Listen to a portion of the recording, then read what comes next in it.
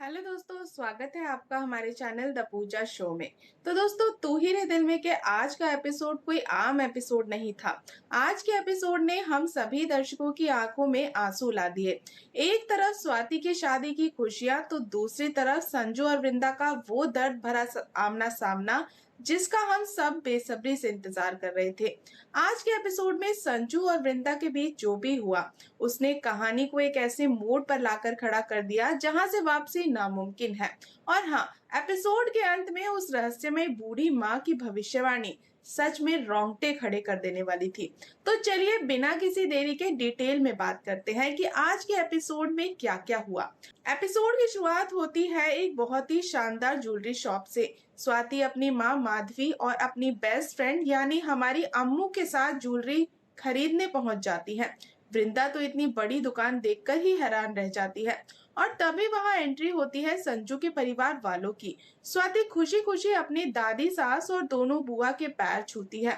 माहौल बहुत ही प्यारा और पारिवारिक होता है। स्वाति सबको अम्मू से मिलवाती है और कहती है कि ये मेरी बेस्ट फ्रेंड नहीं है, बल्कि मेरी बहन जैसी है। अम्मू भी संस्कारी बहू की तरह दादी के पैर छूती है और जय अम्बे माँ कहती है। दादी उसे सदा सुहागन रहो का आशीर्वाद देती है। अब दोस्तों, ये आशीर्वाद सुनकर वृंदा के दिल पर क्या गुजरी होगी, ये तो सिर्फ हम फैंस ही समझ सकते हैं। खैर, कहानी आगे बढ़ती है। स्वाति और वृंदा बेसमेंट में गहने देखने पहुंच जाती है। बेसमेंट की सीढ़ियां उतरते हुए वृंदा जब इतने सारे गहने देखती है तो वो अपने ख्यालों में ही खो जाती है। वृंदा की आंखों के सामने एक बहुत ही प्यारा सा सपना तैरने लगता है। उसे लगता है कि संजू उसके सामने है और बहुत ही प्यार से उसके गले में एक खूबसूरत सा हार पहना रहा है। बैकग्राउंड में एक प्यारा सा और रोमांटिक गाना बजता है और वृंदा पूरी तरह से संजू की यादों में डूब जाती है। लेकिन हाय रे किस्मत, ये सपना टूट जाता है जब स्वाति उसे आवाज लगाती है। स्वाति मजाक में पूछ भी लेती है कि कहीं तुम अपने ख्यालों में तो नहीं खो गई। वृंदा शर्मा जाती है और वॉशरूम जाने का बहाना बनाकर वहां से ऊपर की तरफ भागती है। अब आता है वो सीन जिसने इस पूरे एपिसोड को मास्टरपीस बना दिया। वृंदा वॉशरूम के लिए ऊपर जाती है और तभी संजू स्वाति से मिलने नीचे आ जाता है। संजू स्वाति से प्यार भरी बातें कर ही रहा होता है कि अचानक बेसमेंट की लाइट चली जाती है। स्वाति ऊपर वाले फ्लोर पर चली जाती है। अब बेसमेंट के उस घुप अंधेरे में संजू अपने मोबाइल की टॉर्च जलाता है और तभी टॉर्च की सीधी रोशनी वृंदा के चेहरे पर पड़ जाती है। तो दोस्तों, वो पल संजू वृंदा को अपने सामने देखकर पूरी तरह से सन्न रह जाता है। वो उसे बस एकटक देखता रहता है। वृंदा हैरानी और डर से संजू को देखती है, लेकिन जैसे ही उसे सच्चाई का एहसास होता है, वो अपनी नजरें चुराकर वहां से भागने लगती है। लेकिन इस बार संजू उसे जाने नहीं देता। संजू तुरंत उसका हाथ पकड़ लेता है और वृंदा घबरा जाती है। वृंदा कहती है, मेरा हाथ छोड़िए वरना मैं चिल्ला दूंगी। संजू, जो इतने दिनों से अपने अंदर एक ज्वालामुखी दबाए बैठा था, तड़प कर कहता है, चिल्लाओ, अच्छा है ना, ताकि सभी को पता चल जाए कि हम दोनों के बीच क्या है। संजू वृंदा का हाथ पकड़कर उसे साइड लेकर जाता है और सवालों की झड़ी लगा देता है। कैसी हो तुम? क्या कर रही हो यहाँ पर? मैं तुम्हारे गांव गया था, तुम्हें वहां ढूंढा मैंने। उस रेडियो स्टेशन पर भी गया था जहां तुमने गाना डेडिकेट किया था। तुम्हारी आवाज पहचान ली थी मैंने, लेकिन जब मैंने तुम्हें कॉल किया, तुमने मेरा नंबर ब्लॉक कर दिया। वृंदा अपने आंसू रोकते हुए बहुत ही रूखेपन से जवाब देती है, अगर मुझे आपसे कोई बात करनी होती तो मैं आपसे दूर ही क्यों जाती।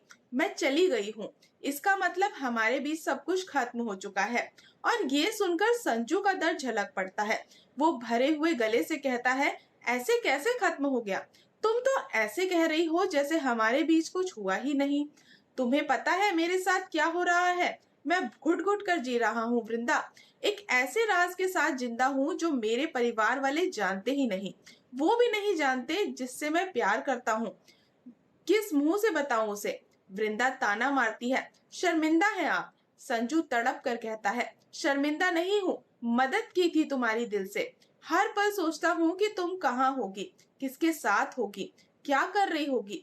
पूरे दिन रात यही चलता है मेरे दिमाग में। तुम अभी भी सिंदूर लगाती हो? मंगलसूत्र नहीं उतारा तुमने? किसी ने पूछा नहीं तुमसे कि तुम्हारा पति कहाँ है? वृंदा झूठ बोल देती है कि उसने सबसे कह दिया है उसका पति के परिवार वाले उसे पसंद नहीं करते, इसलिए वो उन्हें छोड़कर आ गई है।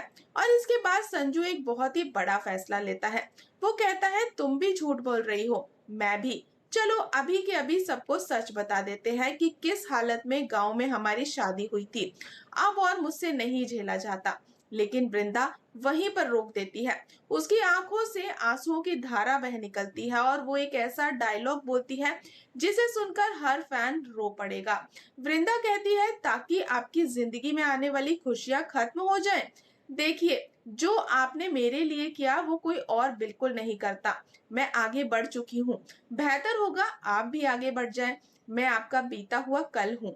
आपका आने वाला कल आपके सामने खड़ा है। आज के बाद हमारी मुलाकात नहीं होगी। अगर मिल भी गई तो अजनबी समझकर आगे बढ़ जाना, मुड़ के देखना भी मत। और इतना कहकर वृंदा हाथ जोड़ती है और कहती है आज मैं आपको आपकी सारी जिम्मेदारियों से आजाद करती हूँ। और वहां से रोते हुए भागकर चली जाती है। संजू बस उसे बेबसी से देखता हुआ रह जाता है। वृंदा किसी तरह ज्वेलरी शॉप से बाहर निकलती है। हालांकि संजू की माँ उसे दूर से देख लेती है, लेकिन वो बच निकलती है। अब आता है एपिसोड का सबसे मिस्टीरियस और गूज़बम्प्स देने वाला सीन। वृंदा रास्ते में जा रही है और वो पूरी तरह से संजू की बातों में है, उस दर्द में खोई हुई है। तभी एक रहस्यमयी बूढ़ी माँ की नजर उस पर पड़ जाती है। वो बूढ़ी माँ उसे अपने पास बुलाती है। वो बूढ़ी औरत वृंदा की आंखों में देखकर कहती है क्यों दिल पे इतना बोझ ले रही हो बेटा। वृंदा घबरा जाती है और वहां से जाने लगती है। तभी पीछे से उस बूढ़ी माँ की वो आवाज गूंजती है जो कहानी का पूरा रुख ही बदलने वाली है। और वो कहती है कि तू जिसके सपने देख रही है ना, उसी के पास जाने का अब समय आ गया है। और ये सुनते ही वृंदा के कदम वहीं रुक जाते हैं। वो सुन्न होकर खड़ी की खड़ी रह जाती है और पलटकर कहती है नहीं, ऐसा नहीं हो सकता। तब वो बूढ़ी माँ मुस्कुराते हुए कहती है पर तू कौन होती है ये तय करने वाली। तेरा भाग्य तो अम्बे माँ लिख चुकी है और तेरे भाग्य में जो लिखा है उसे कोई भी मिटा नहीं सकता। और दोस्तों इसी रोंगटे खड़े कर देने वाले सीन के साथ एपिसोड खत्म हो जाता है। तो दोस्तों अब सवाल ये उठता है कि उस बूढ़ी माँ की भविष्यवाणी का असली मतलब क्या है। क्या नियति संजू और वृंदा को फिर से एक करने वाली है? और जब स्वाति के सामने अपनी बेस्ट फ्रेंड अम्मू और अपने मंगेतर संजू की शादी का सच आएगा तो क्या होगा? क्या वो इस सदमे को बर्दाश्त कर पाएगी? संजू की माँ ने भी वृंदा को देख लिया है, क्या वो सच्चाई का पता लगाएगी? दोस्तों आपको क्या लगता है, क्या संजू को स्वाति से शादी तोड़कर वृंदा को अपना लेना चाहिए या फिर वृंदा को सच में हमेशा के लिए संजू की जिंदगी से दूर चले जाना चाहिए? अपनी राय मुझे कमेंट बॉक्स में जरूर बताएं। और दोस्तों अगर आपको आज का हमारा ये अपडेट और हमारा ये रिव्यू पसंद आया हो तो वीडियो को लाइक करें, अपने दोस्तों के साथ शेयर करें और ऐसी ही टीवी सीरियल्स की धमाकेदार अपडेट्स के लिए हमारे चैनल को सब्सक्राइब करना बिल्कुल ना भूलें। तो मिलते हैं नेक्स्ट अपडेट के साथ, तब तक के लिए गुड बाय।